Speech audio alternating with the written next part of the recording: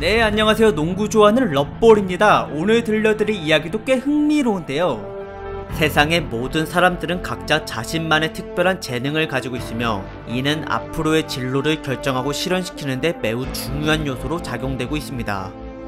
하지만 그 재능이란 것은 사람마다 편차가 있고 겉으로 쉽게 드러나는 것이 아니라서 특별한 계기 없이는 평생을 모르고 살아가게 되기도 하는데, 설사 일찍 깨우쳤다 하더라도 여기에 필사적인 노력을 꾸준히 뒷받침해주질 않는다면 그 사람은 자신이 선택한 분야에서 절대 정점을 찍을 수 없을 것입니다. 그런 의미로 오늘은 늦은 나이에 꽤나 특수한 케이스를 거쳐 다른 사람에 의해 재능을 알게 되고 예상치 못한 사건들이 시기별 원동력이 되면서 끝내 NBA를 대표하는 자리까지 오른 선수 한 명을 소개해볼까 하는데요.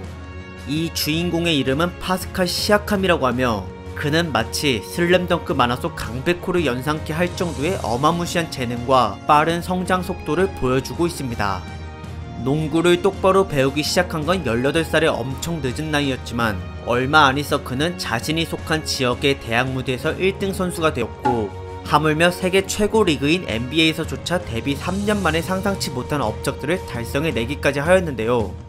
원래 농구에는 전혀 1도 관심을 가지지 않았던 그가 대체 무슨 일들을 겪었길래 태도를 180도 바꾸고 이처럼 급속도로 정상의 자리에 오를 수 있었는지 그 비밀을 한번 들려드리도록 하겠습니다.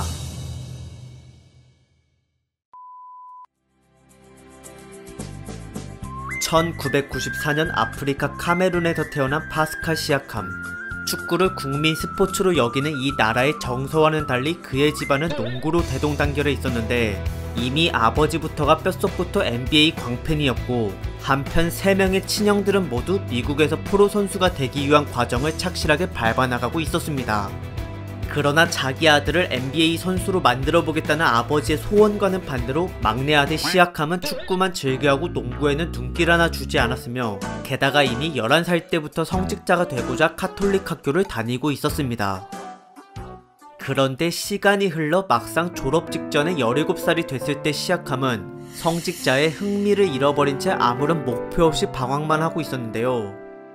그러다 우연히 당시 NBA에서 뛰는 중인 카메룬 국적의 룩 움바아 무테라는 선수의 무료 농구 캠프를 발견하게 된 그는 무언가의 운명에 이끌려 참가를 하게 되었습니다. 처음에는 그저 따분한 일상을 조금이나마 달래기 위해 농구를 시작했지만 이게 또 의외로 적성에 맞자 점점 여기에 재미를 붙여나갔고, 그러면서 주변인들에게 재능을 인정받은 그는 1년 뒤 아프리카의 뛰어난 유망주들이 모이는 국경 없는 농구 캠프에 초청을 받게 되었습니다. 그리고 시아캄은 여기서 뜻밖의 사건 덕분에 인생의 전환점을 맞이하고 마는데요.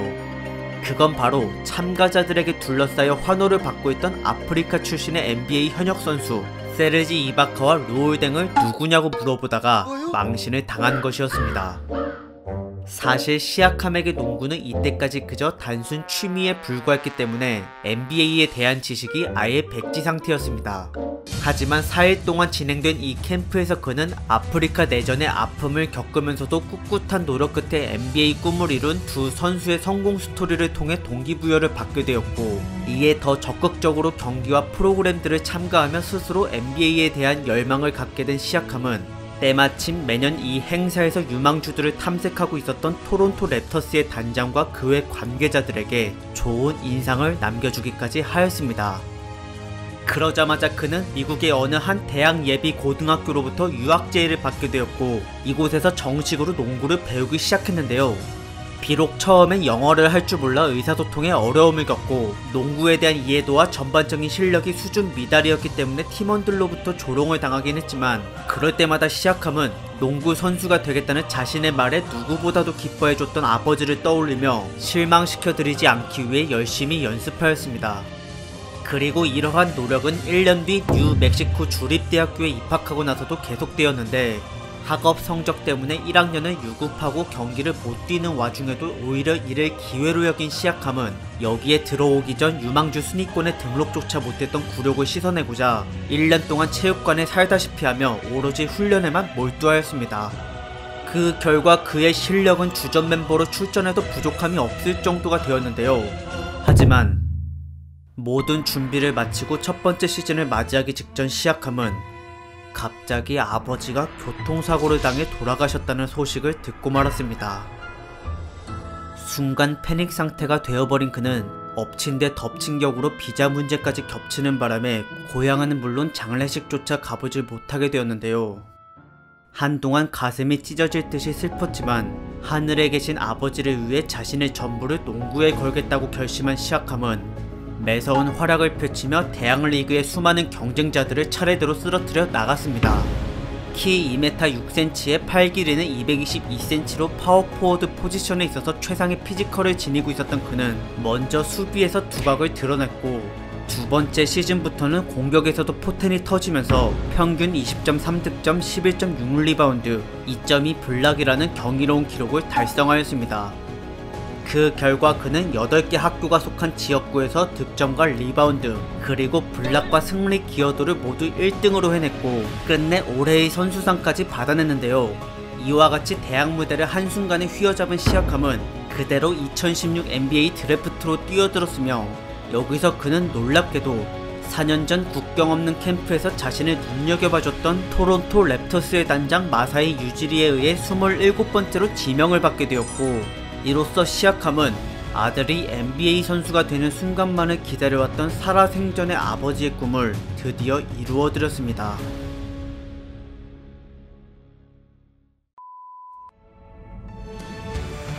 늦은 나이에 농구를 시작해서 단번에 NBA 진출까지 해내는 성공 신화를 썼지만 정작 스카우터들로부터 받았던 시아캄에 대한 평가는 매우 야박했습니다.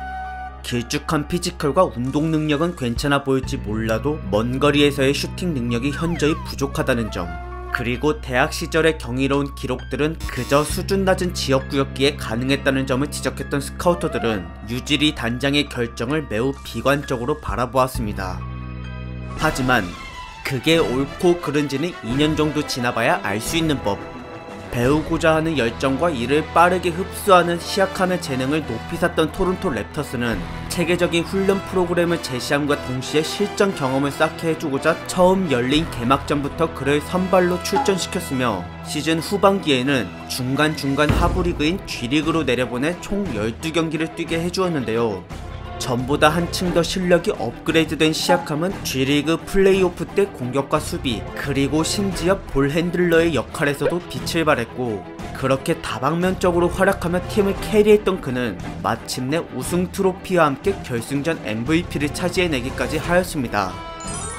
그렇게 해서 어느정도 NBA에 걸맞는 실력을 갖춰낸 그는 두 번째 시즌부터 핵심 벤치 멤버로 배정을 받았는데 점프력이 높고 팔이 길다 보니 블락과 리바운드를 비롯한 수비력에서 주목할 만한 모습들이 자주 나왔으며 또한 빅맨임에도 불구하고 빠른 기동력과 부지런하게 움직이는 성향을 가진 덕분에 시아캄은 빡빡한 수비 사이에서 항상 빈틈을 찾아 공격을 풀어주거나 속공 찬스 때마다 언제나 선두에 서서 확실하게 득점을 마무리해 주었습니다. 이처럼 시아캄을 중심으로 한 벤치 자원들의 활약들이 효과적으로 뒷받침되자 놀랍게도 팀은 창단 이래 처음 동부에서 1등을 차지하게 되었고 여기서 내친 김에 왕좌의 자리까지 오르고자 했던 토론토 멤버들은 1라운드를 거쳐 2라운드 그리고 붕괴되어 버렸습니다. 당시 그들을 몰락시켰던 상대는 다름 아닌 NBA 최고의 슈퍼스타 르브론 제임스가 이끌던 클리블랜드 캐벌리어스였는데요. 그는 시작하자마자 4경기에서 모두 평균 36득점을 내며 말 그대로 토론토를 완전히 부셔버렸으며 한편 이와 같은 살벌한 공격을 단 한 번도 블락해내지 못했던 파스칼 시아캄은 정말로 2년 전에 들었던 스카우터들의 부정적인 평가처럼 정작 강팀을 상대로는 팀에 아무런 도움이 되질 못했습니다.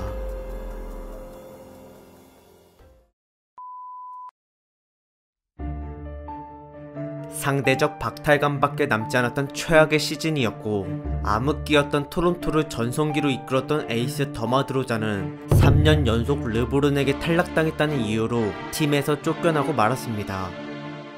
이처럼 NBA는 의리보다 결과를 중요시하는 냉철한 비즈니스의 세계였으며 이를 실감하게 된 시아캄은 휴가를 반납하고 더 혹독하게 자신을 단련하였습니다.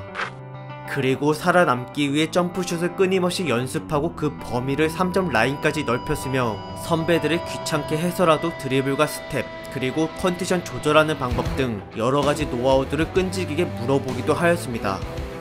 당시 시약함의 훈련 강도는 너무 지독해서 동료들이 혀를 내두를 정도였다고 하는데요. 이를 기점으로 실력이 폭발적으로 상승하게 된 시약함은 18-19 시즌을 맞이하자마자 모두를 놀라게 만들었습니다. 우선 가장 먼저 눈에 띈 것은 다름 아닌 스핀 무브였으며 왼쪽 오른쪽 가리는 것 없이 전보다 훨씬 더 깔끔하게 양방향으로 상대를 제쳤습니다. 또한 1년 전까지만 해도 구제불능으로 여겨졌던 3점 성공률이 순식간에 36.9%로 오르는 바람에 그는 여러가지 유형의 공격들을 펼칠 수 있게 되었고, 반면 갑작스러운 그의 발전을 처음 마주하게 된 상대 선수들은 페이크에 속으면서 한층 더 안정적이고 빨라진 드리블 돌파에 속수무책으로 당했습니다. 또한 상대의 수비를 무너뜨리는데 가장 많이 좌우되는 발놀림 기술도 좋아졌는데요. 예측할 수 없는 방향과 불규칙적인 박자로 스텝을 밟으며 상대방의 블락 타이밍을 뺏어버리는 유로 스텝, 그리고 몸싸움 도중 한쪽 발만 이용해 속임수를 쓰고 빈틈을 찾는 픽업 플레이 등 그만큼 드리블에도 많은 시간과 노력을 기울였다는 걸 알 수 있었습니다. 뿐만 아니라 시약함은 득점이 절실한 중요 순간에 슈팅을 성공시킬 수 있는 강심장과 복잡한 상황 속에서도 오픈 찬스의 동료를 찾아내는 패스 시야까지 갖추어냈기에 이제는 무한한 신뢰와 함께 완전히 주축 멤버로 거듭나게 되었고, 그렇게 새로 들어왔던 에이스 카와이 레너드 다음으로 팀의 득점을 책임지며 토론토 랩터스를 동부 2등으로 플레이오프에 진출시킨 그는 1라운드에서 만난 올랜도 매직과의 대결 때 정규 시즌보다 훨씬 더 높은 평균 22.6득점을 기록하였고, 재빨리 5경기 만에 1라운드를 통과하였습니다. 그 다음에 마주한 상대는 필라델피아 76ers였는데요. 비록 이때만큼은 기복이 너무 불안하다 보니 전체적으로 시약함은 1차전 이후에 전혀 도움이 되질 못했지만, 그래도 카와이 레너드의 고군분투가 있었기에 팀은 어떻게든 7차전까지 버틸 수 있었고, 게다가 여기서 그가 연장전으로 빠지게 될 직전 기적같은 버저비터 2점슛까지 터트려준 덕분에 토론토는 9-1승으로 2라운드에서 살아남을 수 있었습니다. 하지만 3라운드는 정말 시작부터 공포 그 자체였으니 당시 적팀의 수장이었던 미러키 벅스의 지아니스 아데토쿤보라는 선수가 엄청나게 살벌했습니다.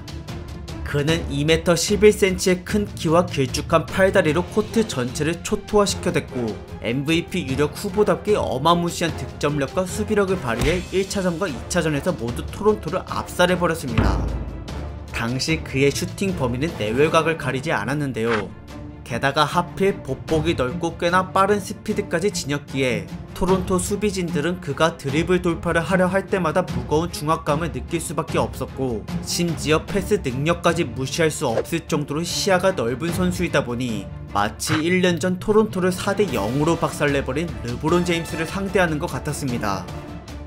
하지만 아무것도 못한 채 몰락당하기만 한 그때의 굴욕을 되풀이하고 싶지 않았던 시약함은 무슨 수를 써서라도 이 괴수를 막고자 3차전부터 도움 수비에 적극적으로 나섰고, 그래도 벅찰 때에는 다른 동료들에게도 손을 내밀어 2중 3중으로 애웠었습니다.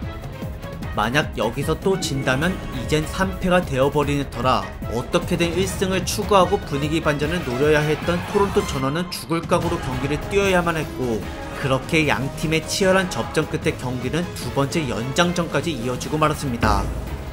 그리고 이때마저도 경기 양상은 여전히 팽팽했기 때문에 토론토 팬들 입장에선 속이 타들어갈 수밖에 없었는데요. 그런데 이때 파스칼 시약함의 결정적인 블락 하나가 경기의 판도를 뒤엎어버렸습니다. 이걸로 인해 미러키 벅스는 전의를 상실해버렸으며, 덕분에 간신히 1승을 거두어 분위기 반전을 이루어낸 토론토 랩터스는 그 이후 나머지 경기에서도 중요한 순간마다 등장했던 시약함의 알짜배기 활약 덕분에 추가로 3연속 승리를 거둬낼 수 있었고, 그렇게 구단 역사상 최초로 결승전 티켓을 거머쥐었습니다.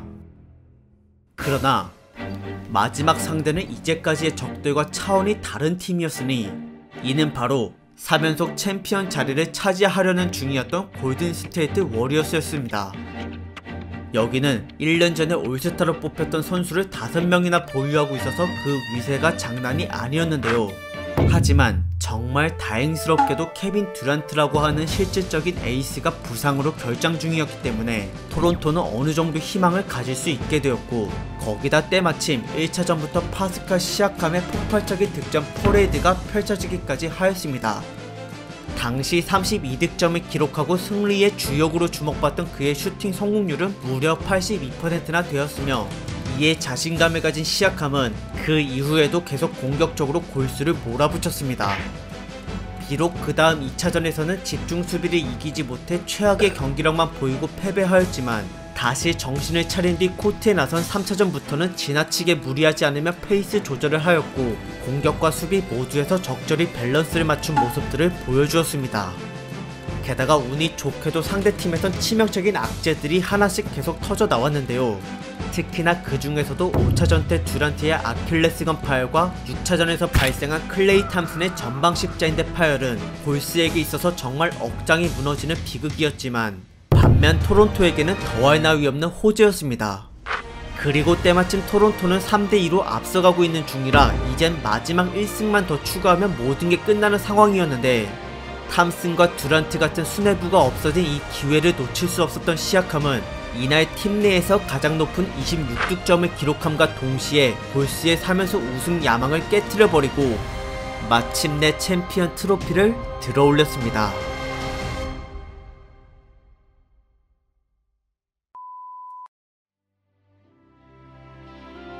(3년차) 18-19 시즌은 시아캄에게 잊지 못할 최고의 순간을 가져다 주었습니다. 그는 생애 처음으로 모든 NBA 선수들이 열망하는 우승 반지를 갖게 되었고, 1년 전보다 훨씬 더 훌륭한 경기력을 보여줬다는 의미로 기량발전상 MIP까지 받았습니다. 이로써 과거 드래프트 때 시아캄을 뽑은 것에 대해 부정적으로 평가받던 토론토 단장 유지리의 판단은 이제 신의 한 수로 판명이 났으며, 그 덕분에 레너드가 떠난 이후에도 토론토 랩터스는 한 단계 더 업그레이드되어 돌아온 시아캄에 의해 여전히 강팀으로서의 면모를 유지하고 있습니다. 팀의 최고 득점원이자 에이스로서 현지 팬들에게 뜨거운 사랑을 받고 있던 시아캄은 최근 올스타의 선발 멤버로까지도 뽑혀 이제는 명실상부 NBA를 대표하는 선수가 되었는데요. 과거 농구 캠프에서 세르지 이바카를 만나 동기부여를 받았던 이 소녀는 이젠 그와 같이 아프리카 유망주들에게 롤모델이 되었습니다.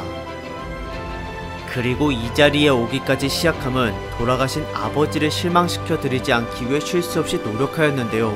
이러한 결의를 현재까지도 이어가고 있는 그는 항상 경기에 나설 때마다 손으로 유니폼을 터치하며 아버지와 세 형제들을 위해 4번, 어머니와 2 자매들을 위해 3번, 그리고 본인과 신을 위해 성호를 긋고 하늘에서 지켜보고 있는 아버지를 위해 2 손가락을 위로 가리키고 있습니다.